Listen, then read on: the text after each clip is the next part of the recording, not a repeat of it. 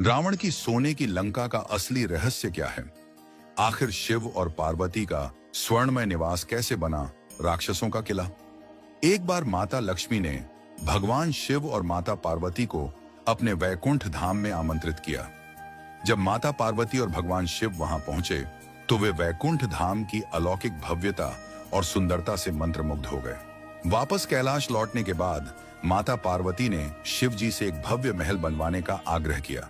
माता पार्वती की बात सुनकर शिव जी उन्हें समझाने की कोशिश करते हुए कहते हैं, देवी, हमें महल की क्या आवश्यकता है?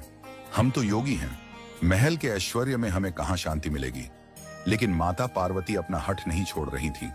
तब शिव जी ने भगवान विश्वकर्मा को बुलाया और उन्हें तीनों लोकों में सर्वश्रेष्ठ महल के निर्माण का आदेश दिया। महादेव की आज्ञा मानकर भगवान विश्वकर्मा ने तीनों लोकों के सबसे उत्तम स्थान पर सबसे भव्य महल का निर्माण किया। शिव जी बोले, महल में प्रवेश से पहले विधि पूर्वक गृह प्रवेश पूजन आवश्यक है। तब शिव जी नारद मुनि से कहते हैं, नारद जी, गृह प्रवेश पूजन आप शीघ्र ही अर्जी विश्रवा को ले आइए। ऋषि विश्रवा की पत्नी, जो दैत्यराज सुमाली की पुत्री थी, पूजा में शामिल हो जाती है। पूजा संपन्न होने के बाद शिव जी कहते हैं, शिवर, यज्ञ अभी समाप्त नहीं हुआ है। जब तक आप दक्षिणा नहीं लेते यह यज्ञ पूर्ण नहीं हो सकता। आर्षि की पत्नी केकसी के मन में लालच आ जाता है और वह अपने पति से दक्षिणा में महल मांगने की बोलती है। तब अर्षि विश्रवा भगवान शिव से कहते हैं, भगवान, यदि आप मुझे दक्षिणा देना चाहते हैं तो यह सुंदर स्वर्ण महल मुझे दक्षिणा में दें। भगवान शिव उन्हें निराश नहीं करना चाहते थे, इसलिए उन्होंने तथास्तु कहकर महल उन्हें दक्षिणा में दे दिया। इससे माता पार्वती अत्यंत क्रोधित हो गईं और आर्षि विश्रवा को श्राप देते हुए बोली, लोभी ब्राह्मण, तुमने मेरे प्रेम और सपनों के साकार स्वरूप को मुझसे छीनने का दुस्साहस किया है।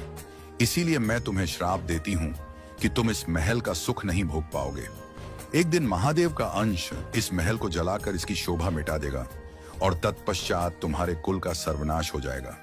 कुछ दिनों बाद आर्षि विश्रवा की दूसरी पत्नी के पुत्र कुबेर तपस्या पूर्ण कर अपने पिता के पास आते हैं और कहते हैं, पिताश्री, मेरी तपस्या सफल हुई।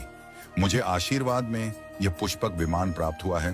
कुबेर की बात सुनकर आर्षि विश्रवा कहते हैं, पुत्र, तुम मेरे ज्येष्ठ पुत्र हो। मुझे भगवान शिव से दक्षिणा में जो लंका का भव्य महल प्राप्त हुआ था, वहीं रहकर तुम अपना राज्य चलाओ। इससे केकसी बहुत क्रोधित होती है, लेकिन कुछ कह नहीं पाती। कुछ वर्षों बाद केकसी के पुत्र रावण की तपस्या सफल होती है और उसे सर्वशक्तिमान होने का वरदान प्राप्त होता है। तब वह अपने